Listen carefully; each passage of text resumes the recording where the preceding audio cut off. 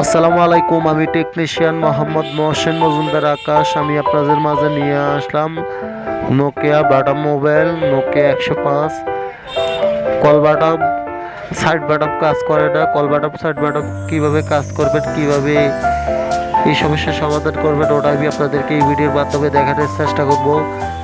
আর আপনারা যদি আমার ভিডিওতে নতুন হয়ে থাকেন তাহলে সাবস্ক্রাইব করবেন আর লাইক কমেন্ট শেয়ার করবেন। ফুল ভিডিও দেখবেন, তাহলে বুঝতে পারবেন নোকিয়া 105 কল বাটন কীভাবে ক্লিয়ার করতে হয়, বাটনের ফরম্যাট কীভাবে কাজ করতে হয়, ওটা আমি আপনাদেরকে এই ভিডিওর মাধ্যমে দেখানোর চেষ্টা করব।